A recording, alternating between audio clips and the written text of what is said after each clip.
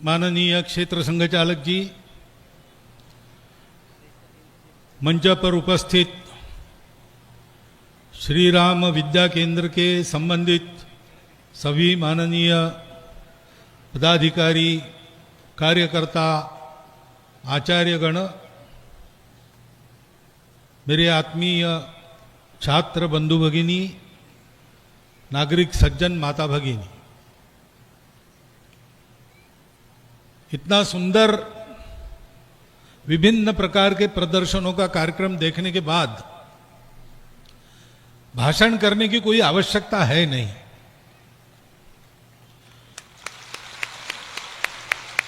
परंतु आप सब लोगों ने बहुत मेहनत करके इस कार्यक्रम को संपन्न किया है और मुझे यहां मंच पर बिठाया है, तो कुछ काम मुझे भी करना चाहिए। तो मुझे ये काम दिया है कि अंत में आप थोड़ा सा बोलिए, तो मेरा काम मैं कर रहा हूं। जैसा आपका प्रत्येक का योगदान यहां पर है, वैसा मेरा भी छोटा सा योगदान है। पहली बात तो इस विद्यालय से संबंधित अभिभावकों सहित सभी का अभिनंदन है। अभी भारत की नई शिक्षा नीति धीरे धीरे लागू हो रही है और उसकी विशेषता क्या है?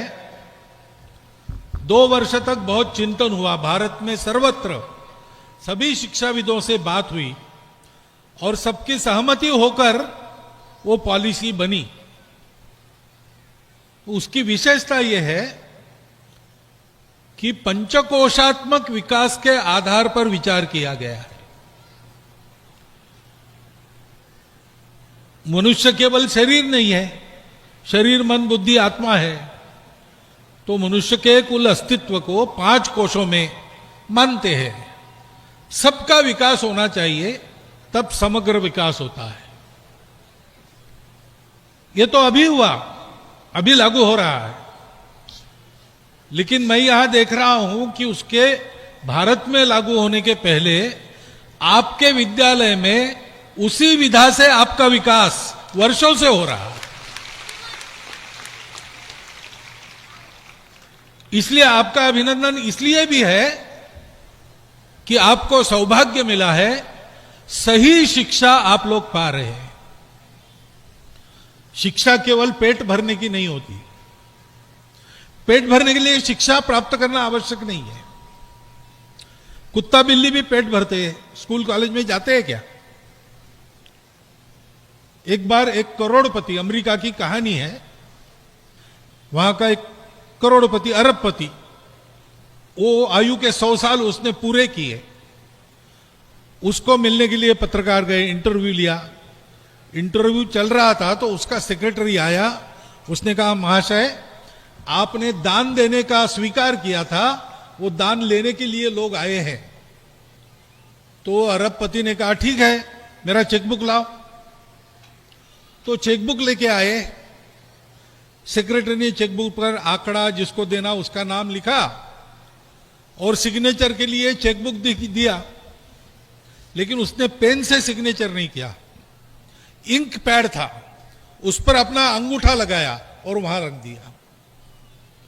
तो पत्रकारों को आश्चर्य हुआ, आप अरबपति है, 100 साल पूरे की आयु के, आप हस्ताक्षर करना नहीं जानते? तो अरबपति ने कहा, नहीं, मैं लिखना पढ़ना बिल्कुल नहीं जानता।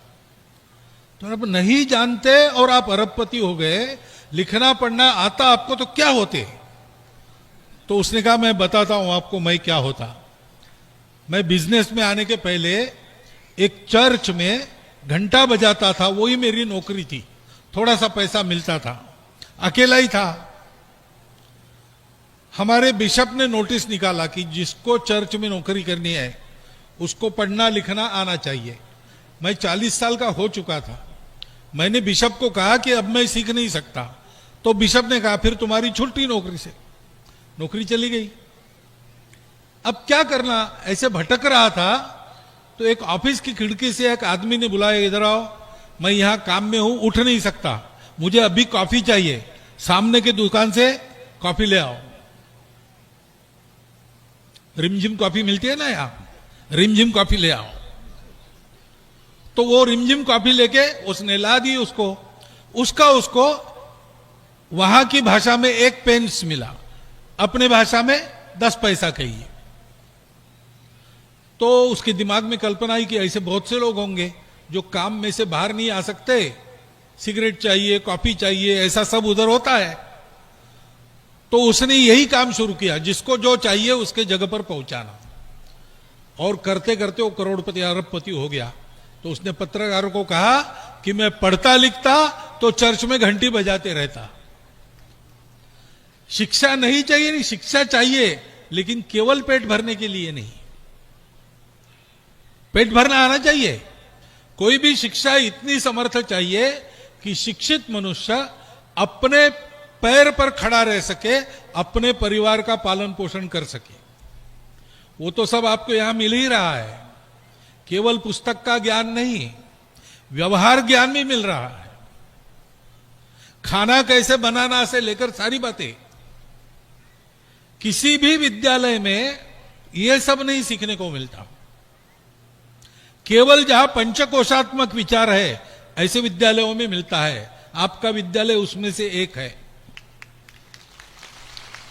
और शिक्षा के साथ विवेक चाहिए, तब उसका उपयोग होता है। गुरुगृह में 12 साल विद्याध्ययन करके 4 छात्र घर वापस निकले गुरु का आशीर्वाद लेकर। जंगल के रास्ते जा रहे थे तो पेड़ के नीचे उनको एक कंकाल मिला, स्केलेटन। तो सबसे बड़ा था उसमें, उसने कहा मैं स्केलेटन देख के वो जानवर पहचान सकता हूं, ये विद्या मैं सीखा हूं, ये शेर का स्केलेटन है। दूसरे ने कहा ये तो कोई भी बोल सकता है, मैंने म्यूजियम में जैसा जानवर तैयार करते वैसा स्टफिंग करने की कला सीखी है। मेरे विद्या का प्रयोग करके मैं इसको बिल्कुल शेर जैसा बना देता हूं। उसने अपना साहित्य लाया, उस पर चमड़ा वगैरह अंदर मसाला भर के शेर जैसा उसको खड़ा किया। तीसरे ने कहा इसमें क्या बड़ी बात है, पेंडा भरे हुए कोई भी शेर खड़ा कर सकता है, मैं इसको असली शेर बना सकता हूं, मैं इसमें प्राण प्रतिष्ठा कर सकता हूं। तो चौथा जो था सबसे छोटा, उसने कहा नहीं नहीं ऐसा मत करो, ये शेर भूखा है, बहुत दिनों से यहां मरा पड़ा है, इसको जिंदा करोगे तो हमको खाएगा। उसने कहा नहीं नहीं आप सब विद्या दिखा रहे तो मैं अपनी विद्या दिखाऊंगा। तो उसने कहा कि ठीक है फिर मेरी विद्या पहले देख लो। मैंने ज्यादा कुछ नहीं सीखा, पेड़ पर चढ़ना सीखा है, तो मैं पेड़ पर चढ़ जाता हूं, बाद में तुम करो जो करना है। वो पेड़ पर चढ़ गया, इसने मंत्र जब के उस शेर को जिंदा किया, भूखा था, तीनों को खा गया। वो विद्या का उपयोग क्या है? विद्या का ठीक से उपयोग करने की बुद्धि चाहिए, उसके लिए संस्कार चाहिए। विद्यावान मनुष्य गुणी होता है, अति चातुर होता है, लेकिन राम काज करीबे को आतुर उसको होना चाहिए। संत कबीरदास जी महाराज ने कहा ऊंचा भया तो क्या भया, जैसे ताल खजूर, पथिकन को छाया नहीं, फल लागे अति दूर। खजूर का पेड़ ऊंचा होता है, छाया किसी को मिलती नहीं, और फल दूर लगते हैं, नारियल जैसे नीचे गिरते भी नहीं, तो उसका कोई उपयोग नहीं। उन्होंने कहा है पोथी पढ़ी पढ़ी जगम हुआ, पंडित भया न खोए, 2.5 आखर प्रेम का पढ़े सो पंडित हुए। पुस्तकें पढ़ पढ़ कर विद्वान हुआ वो असली विद्वान नहीं है। जिसको सारी सृष्टि पर स्नेह करना आता है। अयम निज परो वेति गणनाम लघुचेतसाम, उदार चरिता नाम तु वसुधैव कुटुंबकम।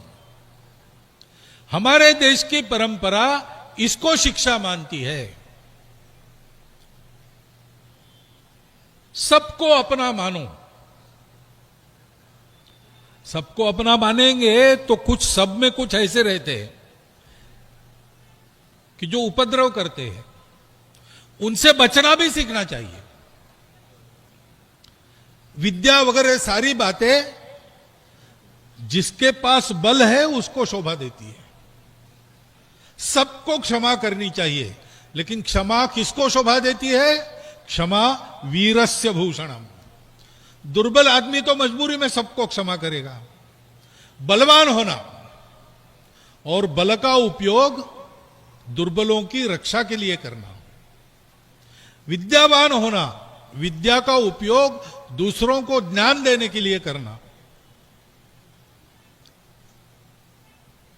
धन बहुत कमाना लेकिन धन का उपयोग दान में करना, अपने लिए न्यूनतम चाहिए उतना रखना, बाकी जिनसे लिया है उनको देना, समाज से लिया है, प्रकृति से लिया है, देश से लिया है, उनको वापस देना। इसको अच्छा आदमी कहते हैं, इसको पढ़ा लिखा आदमी कहते हैं।